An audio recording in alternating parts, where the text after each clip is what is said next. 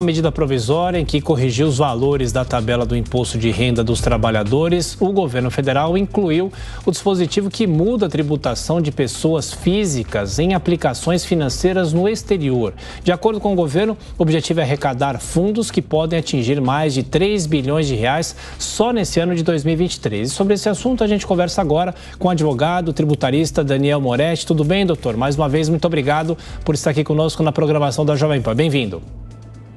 Obrigado. Bom dia, Tiago. Bom dia, Adriana. Bom, a gente falava agora há pouco, inclusive com o Zé Maria, que o governo tenta abrir inúmeras frentes para ampliar a arrecadação. O senhor acha que essa é uma saída? De que maneira que essa reincorporação e a cobrança, a taxação desses recursos no exterior, de que maneira que isso deve se dar, se é que é necessário adotar esse procedimento? Tiago, como disse o Zé Maria, estava acompanhando aqui o programa, a sanha arrecadatória do governo, ela se mostra cada vez mais evidente, tá? E diferente de outras medidas que o governo tem tomado, essa me parece uma medida que pelo menos corrige algumas distorções que existem no sistema atualmente. Isso porque pessoas físicas que investem no exterior hoje tem uma tributação diferente daquela tributação que se verifica no Brasil. Então, é mais barato, do ponto de vista tributário, alocar recursos financeiros no exterior, muitas vezes, do que alocar esses recursos no país.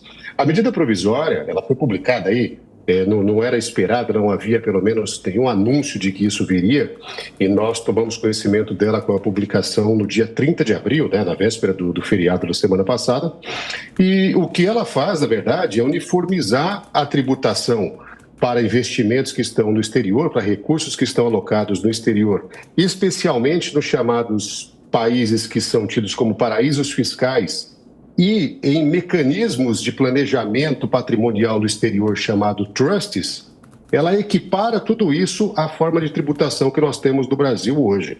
Então, veja, se até o ano de 2023 eu tiver um recurso alocado numa empresa de minha titularidade, num paraíso fiscal lá nas ilhas da América Central, como Ilhas Virgens Britânicas, por exemplo, eu posso pegar esse recurso alocado nessa empresa e investir nos Estados Unidos com rendimentos que até pouco tempo também eram interessantes, tá?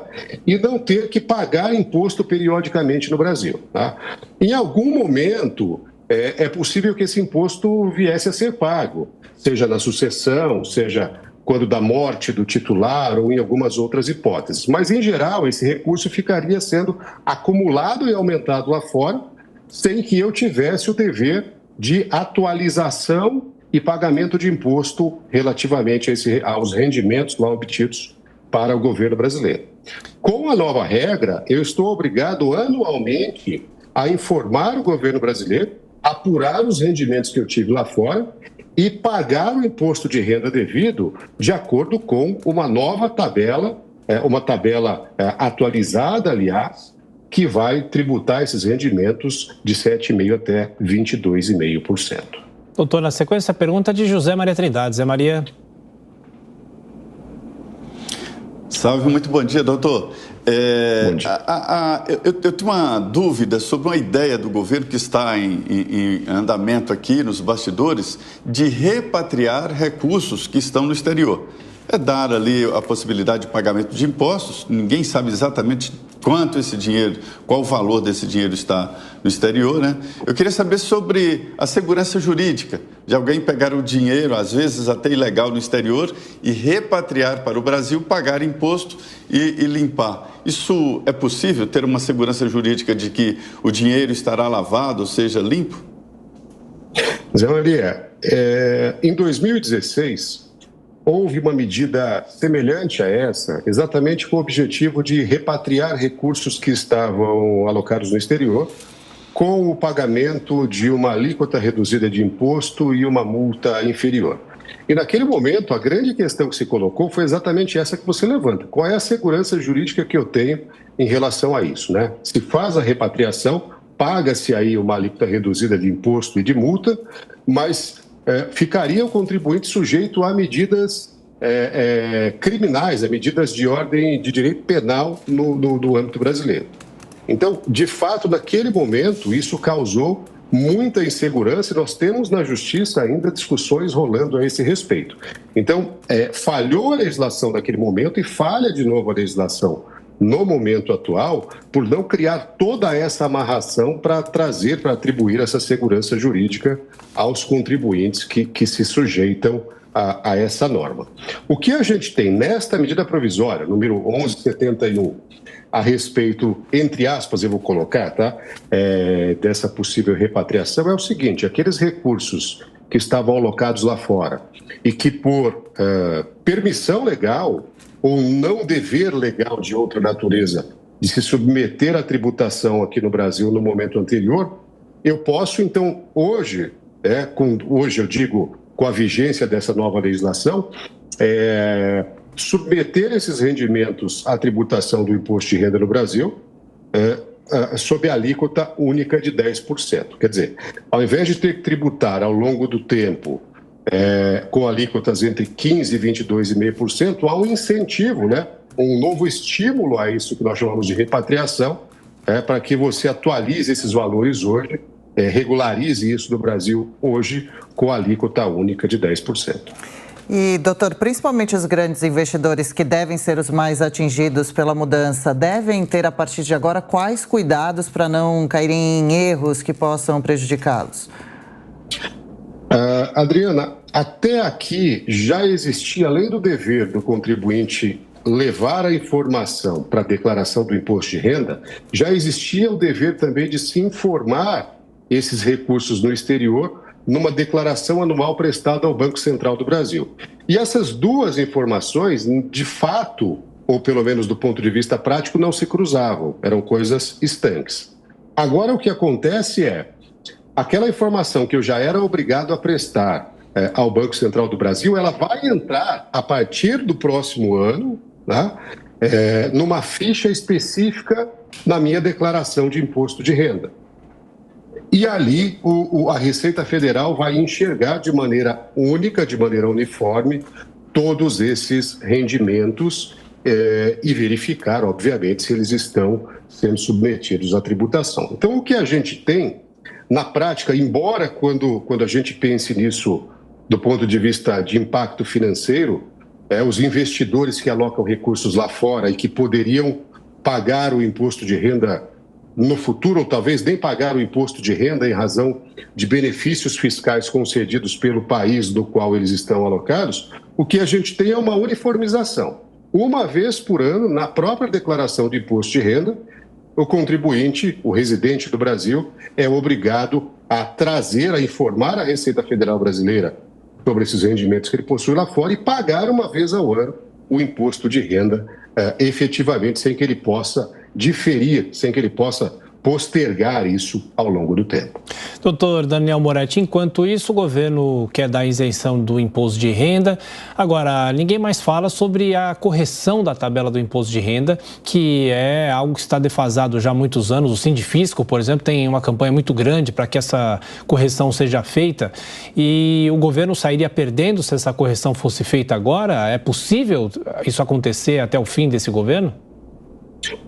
Tiago, não se vê nenhum espaço para uma correção mais efetiva dessa tabela do imposto de renda. O que fez o governo nessa mesma medida provisória foi elevar a faixa de isenção de mais ou menos R$ 1.920 para R$ 2.112.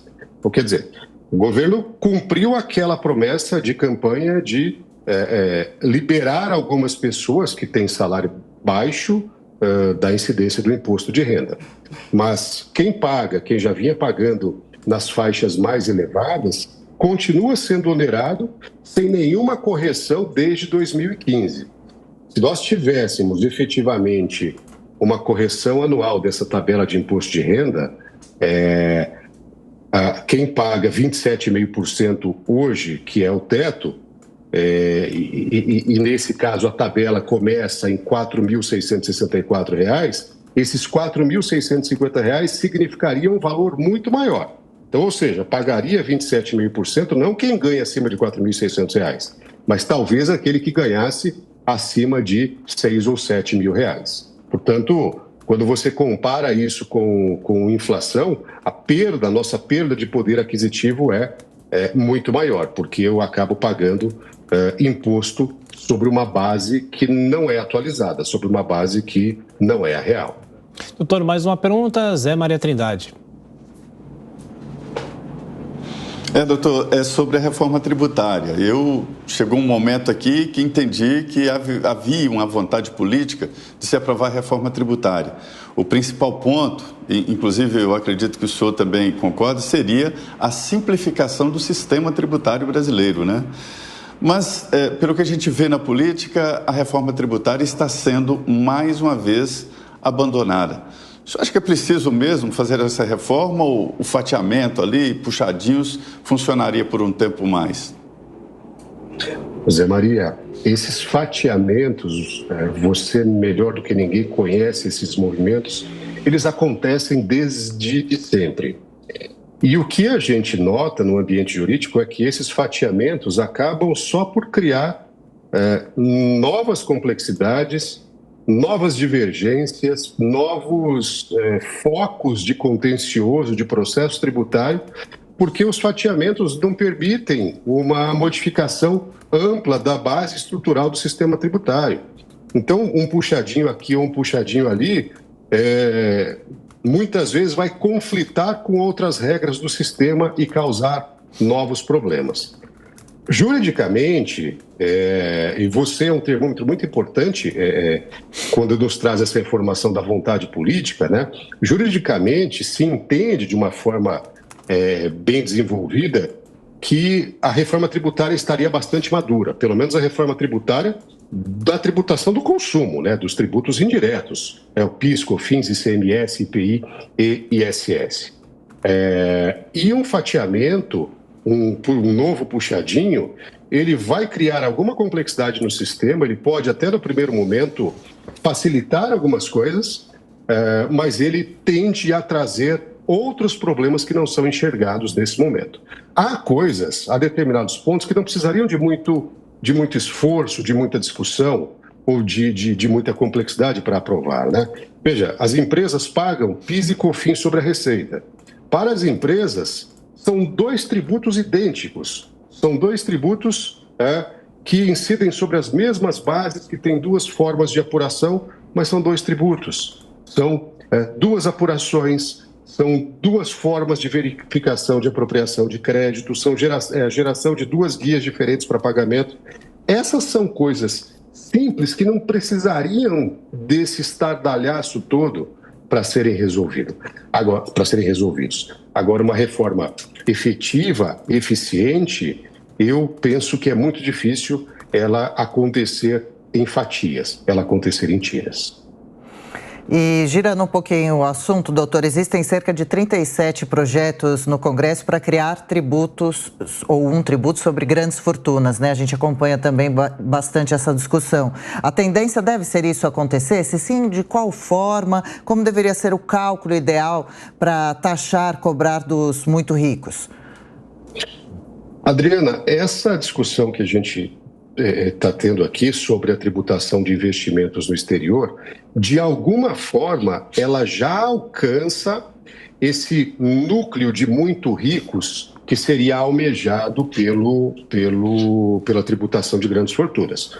Porque, certamente, aquela pessoa que tem um patrimônio expressivo, que tem recursos financeiros que precisam ser protegidos, ela não tem segurança hoje para manter esses recursos apenas no Brasil. É aí que acontecem essas situações em que abre-se uma empresa no exterior e se aloca recursos no exterior.